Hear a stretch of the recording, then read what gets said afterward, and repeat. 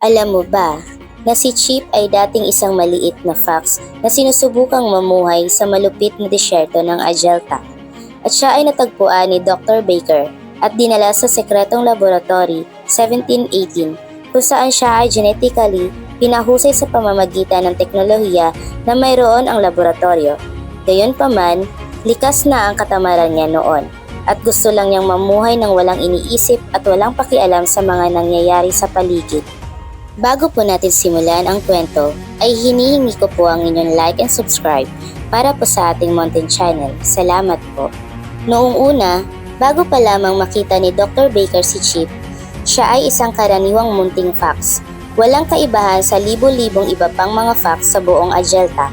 Siya ay natutulog sa kanyang lungga sa ilalim ng buhangin araw-araw at naghahanap ng pagkain kapag kinakailangan.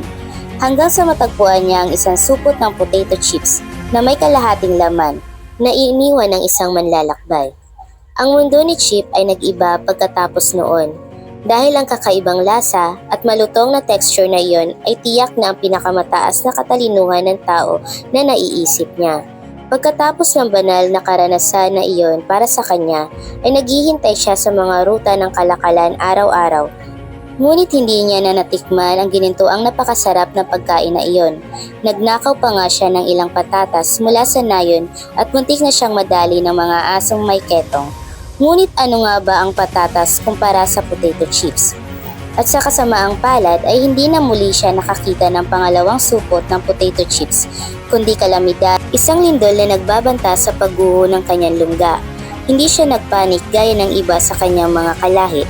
Ginawa niya ang pinakamalambot na kama gamit ang dayami, inilagay ang supot ng chips na walang laman sa ibabaw ng kanyang ulo at handa na siya para sa anumang susunod na mangyayari. Pero sa pagkakataong iyon, si Dr. Baker ay napadaan sa lungga ni Chip. Marahil sa supot ng potato chips na inilagay ni Chip sa kanyang ulo, si Dr. Baker ay kanyang napukaw at nagkaroon ng interes sa kanya. Kaya dinala siya ni Dr. Baker pabalik sa laboratorio. Nang magising si Chip, natuklasan niyang siya ay binago ni Dr. Baker, isang kaalaman na may kakaibang agham.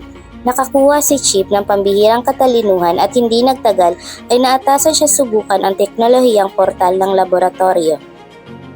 Si Chip ay wala pang muwang noon, kaya ang dakilang doktor na si Baker ay nagbigay sa kanya ng kakayahan upang kunin ang kanyang sariling potato chips. Mula sa araw na iyon, si Chip ay naging isang nilalang na may mataas na katalinuhan at dahil na rin sa kahiligan ni Chip sa potato chips, kaya ipinangalan na ito sa kanya.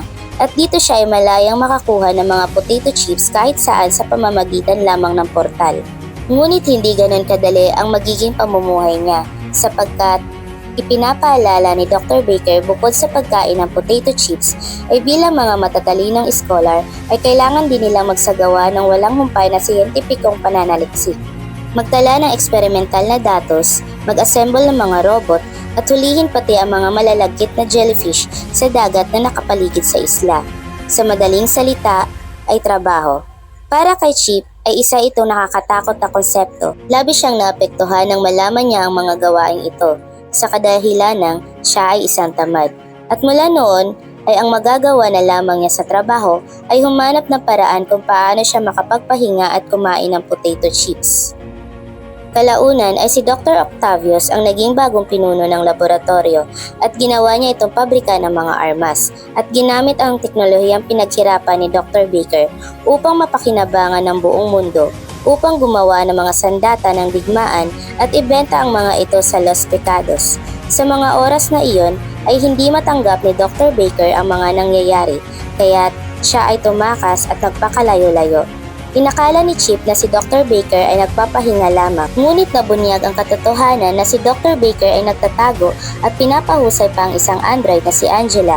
Nang malaman ni Dr. Octavius ang balita, ay pinagtrabaho niya sila Chip ng sobra-sobra upang likhain ang isa pang mas mahusay na android upang lampasan si Dr. Baker. Nais gumawa ni Dr. Octavius ng maramihan na sandatang may mga artipisyal na kaluluwa.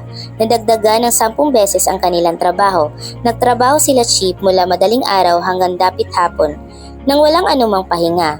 Hindi ito magandang sistema para sa mga manggagawa. Hindi na ito masikmura ni Chip, kaya gumawa siya ng isang hakbang.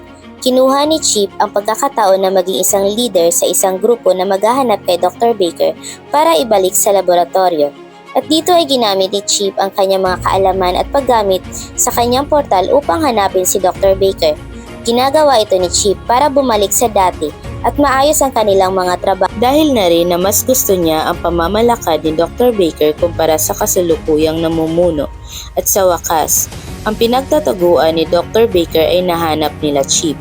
Kaya't hinuli nila si Dr. Baker at dinala pabalik sa laboratorio. Ngunit si Angela ay nakatakas.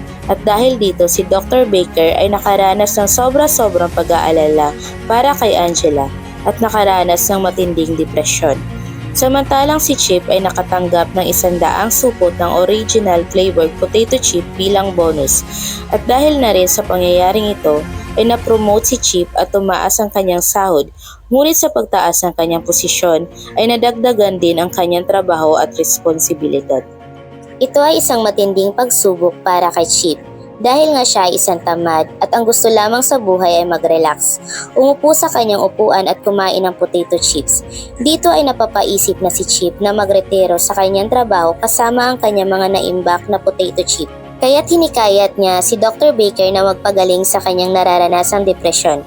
Ipinaalala ni Chip ang mga nagdurusa sa digmaan at ang mga biktima ng mga sandatang gawa sa laboratorio.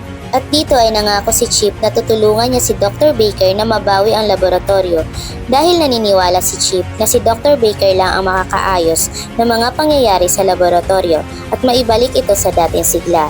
At tungkol naman sa anak ni Dr. Baker na si Angela ay nangako din si Chip na hanapin niya ito at ibabalik sa kanya.